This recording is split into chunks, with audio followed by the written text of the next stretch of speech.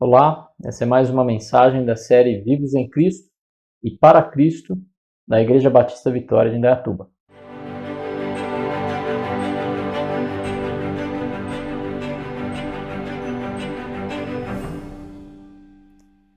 A gente tem estudado o livro de Efésios e nas primeiras mensagens nós estudamos a saudação de Paulo, bem como algumas palavras que chamam a atenção ali. O apóstolo, santos, fiéis. O texto diz: Paulo, apóstolo de Cristo Jesus, pela vontade de Deus, aos santos e fiéis em Cristo Jesus, que estão em Éfeso. A vocês, graça e paz da parte de Deus, nosso Pai, e do Senhor Jesus Cristo. Bom, Paulo ele termina essa saudação desejando graça e paz àqueles irmãos. No texto que a gente vai começar a trabalhar hoje, a gente vai ver um pouquinho dessa graça. Esse favor de Deus é visto nos diversos motivos de louvor que a gente vai ver. A paz de Deus também pode ser vista, mas ela vai ser especialmente evidenciada no capítulo 2 de Efésios. Paulo, depois da saudação aos irmãos em Éfeso, ele faz um salmo de louvor a Deus, a sua graça e glória. E é possível encontrar até alguns jogos de palavra que ele faz aqui e que se repetem no texto, que é muito interessante. Isso é um cântico que demonstra a iniciativa de Deus em nos salvar e o mérito dele em todo esse processo. Então nós vamos trabalhar Efésios 1, dos versos 3 a 14. Eu vou ler aqui agora. Bendito seja o Deus e Pai de nosso Senhor Jesus Cristo, que nos abençoou com todas as bênçãos espirituais nas regiões celestiais em Cristo. Porque Deus nos escolheu nele antes da criação do mundo, para sermos santos e irrepreensíveis em sua presença. Em amor nos predestinou para sermos adotados como filhos, por meio de Jesus Cristo, conforme o bom propósito da sua vontade, para o louvor da sua gloriosa graça, a qual nos deu gratuitamente no amado. Nele temos a redenção por meio de seu sangue, o perdão dos pecados, de acordo com as riquezas da graça de Deus, a qual ele derramou sobre nós com toda sabedoria e entendimento, e nos revelou o mistério da sua vontade, de acordo com o seu bom propósito que ele estabeleceu em Cristo. Isso é, de fazer convergir em Cristo todas as coisas, celestiais ou terrenas, na dispensação da plenitude dos tempos. Nele fomos também escolhidos, tendo sido predestinados conforme o plano daquele que faz todas as coisas segundo o propósito da sua vontade, a fim de que nós, os que primeiro esperamos em Cristo, sejamos para o louvor da sua glória. Quando vocês ouviram e creram na palavra da verdade, o evangelho que os salvou, vocês foram selados em Cristo, com o Espírito Santo da promessa, que é a garantia da nossa herança até a redenção daqueles que pertencem a Deus para louvor da sua glória. Então veja que Paulo ele começa declarando louvor a Deus. Ele fala: bendito seja o Deus e Pai do nosso Senhor Jesus Cristo, que nos abençoou com todas as bênçãos espirituais nas regiões celestiais em Cristo. E ele faz um jogo de palavras. Ele usa a mesma palavra diversas vezes para se referir a coisas pouco diferentes. Então, por exemplo, ele fala: bendito seja o Deus e Pai. Ele está usando a palavra abençoado, louvado seja. E ele usa a mesma palavra depois quando fala o Deus e Pai de nosso Senhor Jesus Cristo, que nos abençoou. Novamente ele usa a mesma palavra, e depois ele vai usar novamente essa palavra quando ele fala que nos abençoou com todas as bênçãos espirituais, né? Bênçãos que não tem a ver com a nossa realidade aqui física. A gente vai entender isso aí. Então, Paulo ele bendiz a Deus, pois Deus nos bendisse com todas as bênçãos, né? Ele faz basicamente esse jogo de palavras aqui. Paulo, tentando explicar um pouquinho melhor o que ele está falando aqui, ele diz que ele diz coisas boas sobre Deus, e dizer coisas boas sobre Deus ele tem uma série de sentidos. Pode ser você tanto falar para o próprio Deus como resposta àquilo, né, como um reconhecimento, como também através do ensino, como Paulo está fazendo na carta, como também por testemunho, fazendo Deus conhecido como algo público. Então, em resposta ao que Deus faz em nosso favor, essas bênçãos que Deus nos dá, com todas as bênçãos, ou seja, sem poupar, Deus nos dá um pacote completo de bênçãos, de benefícios, por estarmos em Cristo, por sermos seguidores de Jesus, por sermos cristãos. E essas bênçãos e benefícios são recebidas num nível espiritual, não são bênçãos materiais, são bênçãos muito mais elevadas do que a gente pode ver nesse mundo. Ele fala que elas são das regiões celestiais. Então, elas estão acima, elas estão num lugar acima do universo, acima do firmamento. Algo que é além da nossa criação. Assim, nós podemos entender que a vida do cristão, bem como essas bênçãos, ela é transcendental, ou seja, ela se baseia em verdades e benefícios que vão além da nossa criação, que vão além daquilo que é visível, daquilo que é material. Então, quando Paulo diz que nós temos bênçãos espirituais nas regiões celestiais, o que a gente precisa entender é que elas estão além da nossa criação, mas elas devem ser encaradas como algo que é tão real quanto aquilo que nós vemos e tocamos todos os dias. Essas bênçãos, elas de fato existem, apesar de não serem visíveis. Uma ilustração para isso. Talvez você tenha uma conta no banco. E talvez você tenha um aplicativo no seu celular. E você entra no seu celular para ver o saldo da conta que você tem. E se você tem algum cuidado com a sua conta, possivelmente você vai abrir e não vai ter um negativo na frente do número que está lá, não é verdade? É o que a gente sempre espera, né? Abrir, a gente sempre tem a gente tem fé, né? De que a gente vai abrir o aplicativo e vai estar positivo. E nesse caso, você entende que o dinheiro está na sua conta, mas você não vê esse dinheiro. Apesar dele ser real, você não pega esse dinheiro na mão. E se você quiser pagar alguma coisa, você tem a confiança, você tem a fé de que você vai colocar o cartão e ele vai usar aquele saldo que você sabe que existe, mas você não põe a mão. Então, apesar da gente não ver essas bênçãos, apesar de elas não serem materiais, nós sabemos que elas existem pela revelação da palavra de Deus. E assim, elas devem motivar o nosso louvor a Deus, publicamente, inclusive, e certamente devem influenciar a nossa maneira de viver no mundo, de forma visível aos outros, de forma palpável, inclusive, né, que é o nosso testemunho. Então, eu creio que o que a gente vai aprender aqui de principal é que nós devemos bendizer a Deus publicamente pelos benefícios, além dessa criação, que Ele nos deu através de Cristo. E nós vamos ver 3 bênçãos pelas quais nós devemos louvar a Deus e que nós recebemos em Cristo. Eu conheço um casal que queria muito um filho, há um bom tempo atrás, mas ela não conseguia, né? Eles não conseguiam engravidar, mas eles tiveram a oportunidade de adotar uma filha. E eles aceitaram, eles receberam aquela filha. Certamente eles decidiram amar aquela filha antes mesmo que pudessem conhecê-la. Eu vou parar a ilustração por aí e entrar no ponto que a gente vai tratar.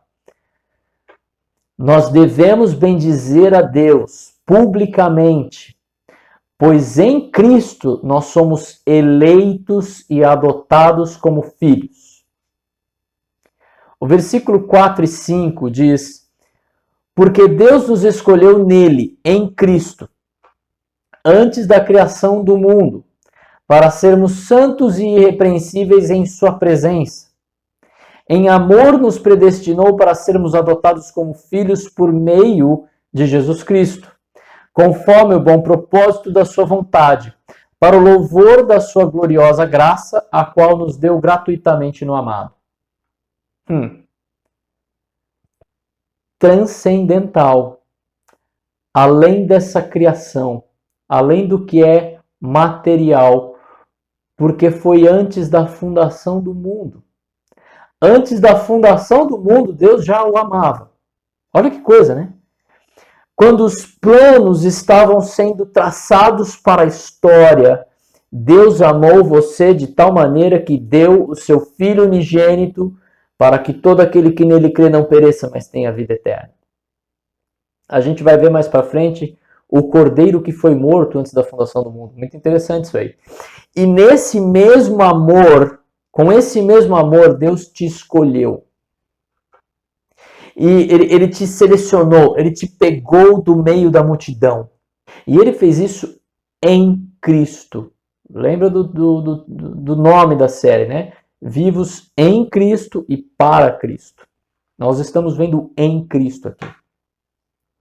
E esse conceito de eleição não é uma novidade do Novo Testamento e nem é uma criação da teologia sistemática, ok? Abraão foi eleito no meio de um povo idólatra para dar origem aos israelitas, que também foi eleito o povo de onde viria o Messias. Além disso, Deus afirma: amei Jacó, rejeitei Saul, em Malaquias 1, 2 a 3. A todo momento, inclusive no Antigo Testamento, nós vemos Deus escolhendo, nós vemos Deus chamando pessoas. E isso tem relação com a soberania de Deus. Êxodo 33, 19 diz: e Deus respondeu: diante de você farei passar toda a minha bondade e diante de você proclamarei o meu nome, o Senhor. Terei misericórdia de quem eu quiser ter misericórdia e terei compaixão de quem eu quiser ter compaixão. Então, Deus, ele teve misericórdia de você. Entre tantos outros, além da criação, antes da fundação do mundo, como um propósito que vai além da criação, mas tem tudo a ver com a nossa vida diária hoje. Porque ele fala que ele fez isso para sermos santos e irrepreensíveis na sua presença. Como é que é possível nós sermos santos e sem culpa, sendo pecadores? Como que nós somos santos ou perfeitos, sendo que nós sabemos que nós não somos? Como é que a gente pode ser irrepreensível ou sem culpa, sendo que nós sentimos culpa todos os dias? Bom, ser santo, como nós vimos, tem o sentido de ser consagrado, de ser separado, de ser colocado numa posição em Cristo. Mas também tem o sentido daquele processo de santificação, que alguns chamam de santificação progressiva. À medida que nós somos filhos de Deus e nós começamos um processo de parecer mais com Cristo, nós somos irrepreensíveis também, porque irrepreensível tem o sentido de viver uma vida sem culpa, mas também de lidar com a culpa adequadamente, ou seja, não deixar assuntos pendentes que podem ser trazidos contra você. Acertar o seu pecado diante de Deus e de outros, se necessário. O próprio Deus, inclusive, trabalha para lidar com a nossa culpa através do sacrifício de Jesus. Em Cristo nós somos irrepreensíveis, inculpáveis, porque a nossa culpa caiu sobre Ele. Eu creio que nós podemos reunir esses dois conceitos na justificação de Deus. O fato de que Deus nos torna justos. Ele torna aquele que confia em Cristo em justo. Romanos 8, 28 a 30 diz: sabemos que Deus age em todas as coisas para o bem daqueles que o amam, dos que foram chamados de acordo com o seu propósito. Pois aqueles que de antemão conheceu, também os predestinou para serem conformes à imagem de seu Filho, a fim de que ele seja o primogênito entre muitos irmãos. E aos que predestinou também chamou, e aos que chamou também justificou. E aos que justificou também glorificou. Interessante que essa justificação, essa santidade, essa irrepreensibilidade. Caramba, por que eu fui escrever uma palavra dessa? É o fato de nós sermos irrepreensíveis tem um efeito imediato na vida do cristão, ou seja, nós já somos feitos justos por meio de Jesus em Cristo. Nós já somos eleitos para a santidade e irrepreensão em Cristo. Mas ao mesmo tempo, isso deve ter um efeito eterno. Naquele dia, quando nós formos prestar contas das nossas vidas, essas realidades também farão efeito para que nós não sejamos condenados, mas sim glorificados. Por isso que eu creio que ele fala que nós somos santos e irrepreensíveis em sua presença. Para que isso acontecesse, Deus nos predestinou. Mesma palavra de escolheu. E ele nos predestinou para sermos adotados como filhos. E aqui a gente tem que pensar alguma coisa que Romanos 8, 15 a 16 nos ajuda. Ele fala: pois vocês não receberam um espírito que os escravize novamente, para novamente temerem, mas receberam o espírito que os torna filhos por adoção, por meio do qual clamamos Abba, Pai. O próprio Espírito testemunha ao nosso espírito que somos filhos de Deus. Nós não nascemos filhos de Deus. Nós somos adotados por Deus e aceitos como filhos por meio de Jesus Cristo, ou seja, em Cristo. João 1, 11 e 12 diz o seguinte, falando sobre Jesus: veio para o que era seu, mas os seus não o receberam. Contudo, aos que o receberam, aos que creram em seu nome, deu-lhes o direito de se tornarem filhos de Deus. Veja que, por meio de Jesus, nós temos o direito de nos tornar filhos adotivos de Deus, por meio do nosso irmão Jesus, do nosso meio-irmão Jesus. Pense nessa cena, um casal vai adotar uma criança e encontra uma criança já com certa idade. Uma criança que já está cheia de costumes, cheia de hábitos, e alguns hábitos talvez terríveis, talvez hábitos até que não sejam benéficos para a sua própria saúde, talvez que atrapalhe a relacionar com outras pessoas, etc.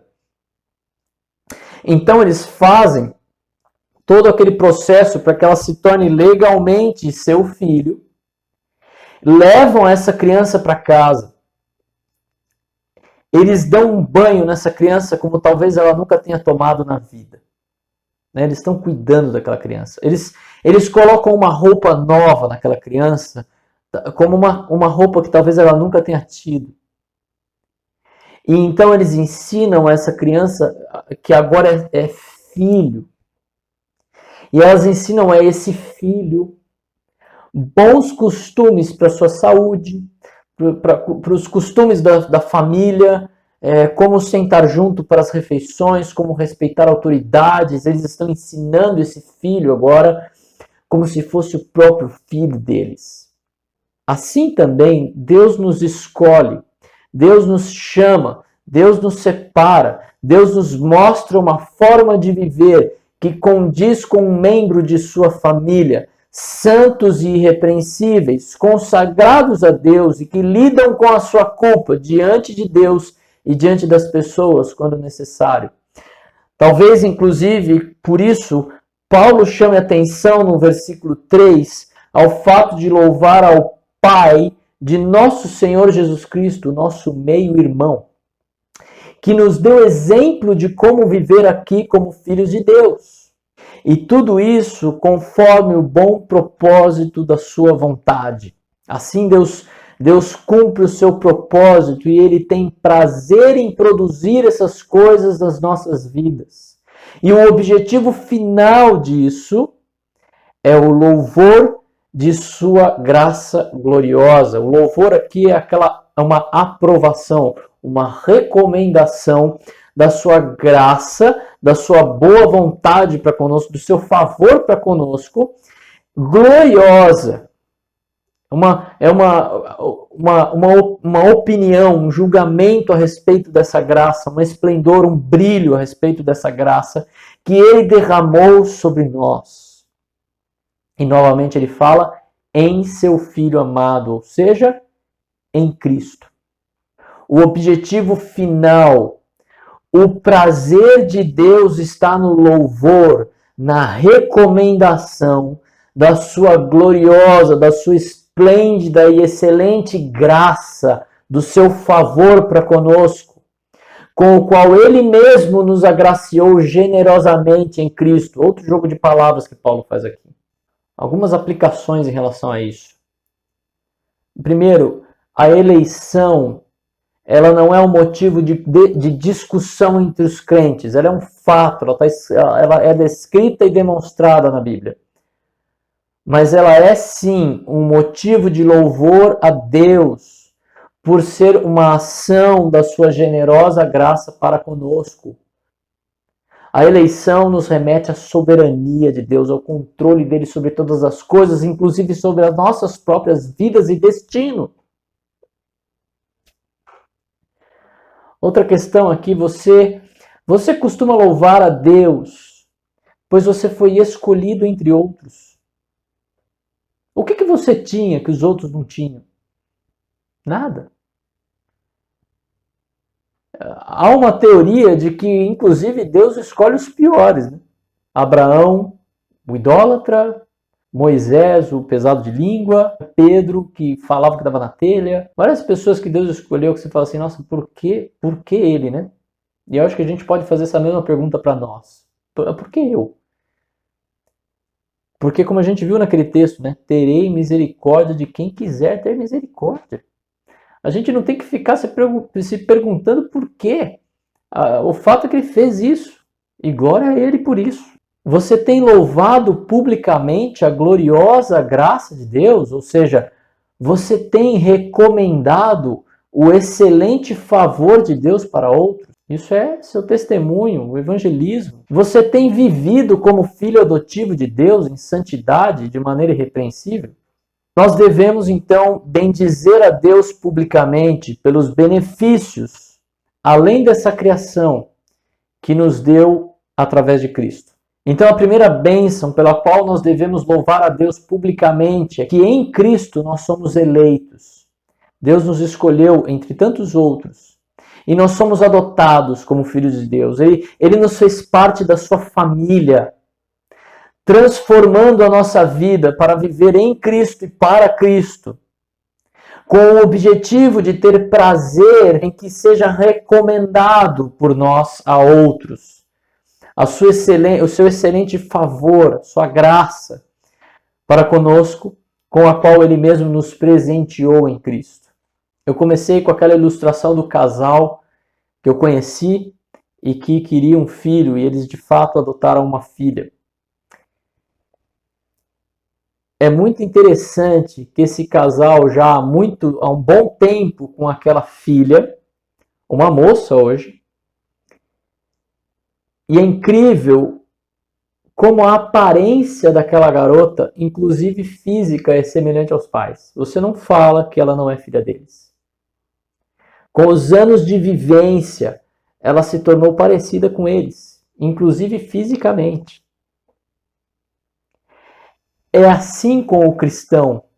Deus nos amou quando nós não existíamos ainda. Ainda que nós fôssemos somente um plano dele, na eternidade antes da criação, ele decidiu nos amar. E então ele cumpriu o seu plano de adoção e nos fez filhos dele, para que sejamos cada vez mais parecidos com a sua família, cujo padrão é Jesus Cristo, Deus homem. E de fato, um plano fantástico, além do nosso entendimento em diversos sentidos. Mas é espetacular. Digno de louvor, digno de ser elogiado pela grandeza da excelência do seu favor para conosco nesse plano. Eu gostaria que depois que terminar esse vídeo, você parasse e orasse. Meditasse no fantástico plano de adoção do Senhor, que deseja nos salvar para nos tornar mais parecidos com o Filho unigênito dele, santo e irrepreensível.